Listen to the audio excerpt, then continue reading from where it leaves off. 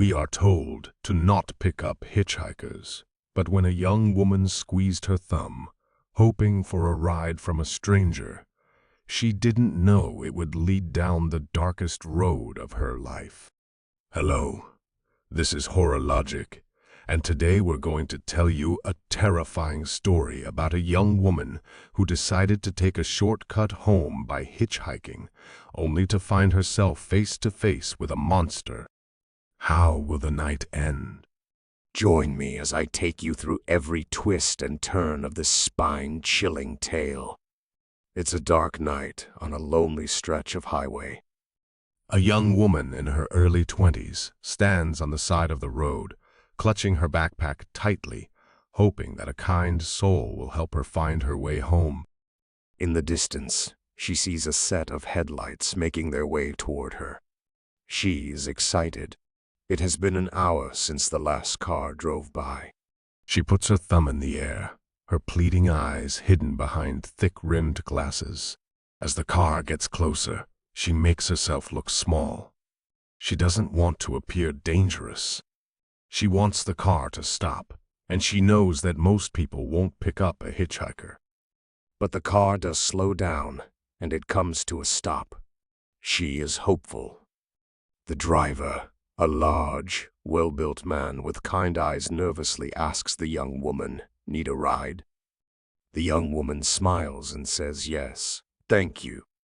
"Where are you heading?" he asks. "I'm going home. Just up in the road, in Hamilton." Great, jump in. That's on my way. She nervously climbs into the passenger seat. She's hitchhiked before and knows that things can turn quickly. She's experienced enough creeps to be on guard, but this man seems so nice. Plus, it's only an hour to Hamilton. How bad can it really be? She breaks the ice by asking about his family, what he does for a living, and why he's out on that lonely stretch of road. The driver talks about his loving wife and wonderful kids. They play Little League baseball, and he is their coach. He tells her that he works in sales, and a visit to one of his clients is what took him down this stretch of road. As he talks, something seems off. He's too nice. He says all the right things. His answers seem rehearsed, like he's done this many times before. But he is in sales and used to making small talk. She chalks her unease up to nervousness and decides to brush it aside. The conversation turns to her. She tells him that she is on her way home from college and her ride fell through. She tells him that she comes from a small family and has lived in Hamilton her entire life. Her parents passed away when she was young, and she has one brother who may or may not be waiting for her.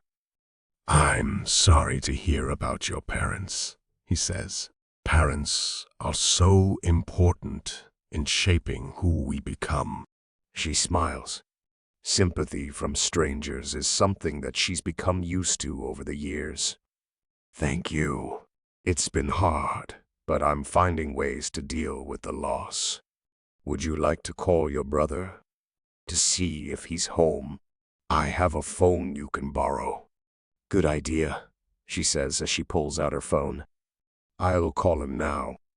He hears the other line ring and ring. Her brother doesn't answer. She leaves a message telling him that she's on her way home and asks him to call her back. "Everything okay?" he asks. "Yes, I was just hoping that he would pick up. He's probably hanging out with friends."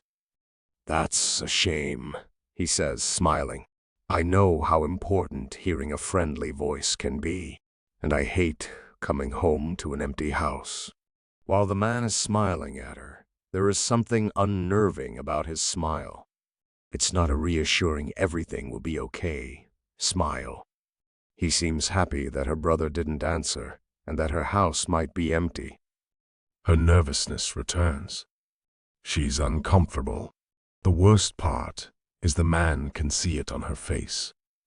"Don't worry, we'll reach your destination soon," he says, wearing that unnerving smile.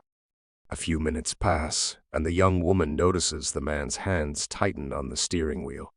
He steals several glances in the rearview mirror. There are no cars behind them. Without warning, he veers violently off the main road, bringing the car to an abrupt stop. The young woman, terrified, asks, "What's going on?" "Why did we stop?" "To have fun," he said, a predatory look on his face. "Please, I just want to go home," she pleads, tears starting to roll down her face. He reaches under his seat and reveals a large hunting knife. "Oh, the fun we'll have. I love it when they beg." He laughs. She tries the passenger door, but it won't open. He laughs again. "There is nowhere for you to run," he says. "I'm going to take my time with you. Tonight is going to be so special. Thank you." The man is confident that the night will go exactly as he planned. He's done this dozens of times, always without a hitch. He lunges at the young woman, but she reacts swiftly and with a strength he didn't expect. He feels a sharp pain in his chest.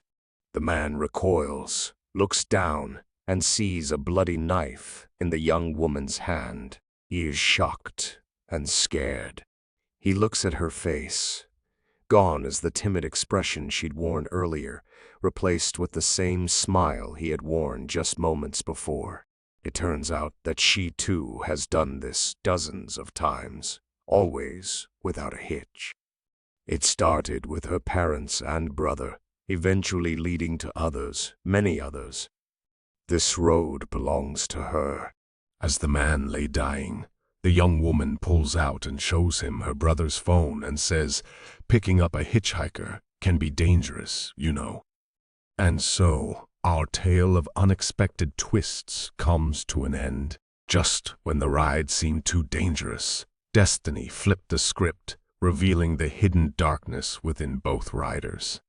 If you found your heart racing and your palms sweating with this thrilling tale, don't forget to hit the like button and subscribe to our channel to keep the chills coming. We thrive on your support. Also, if you want to go the extra mile in helping us continue unraveling such spine-tingling tales, consider supporting us on Patreon. Your contribution will help us ensure that the realm of the macabre and unexpected continues to haunt your nights. So, remember, like, subscribe, and if you can, support.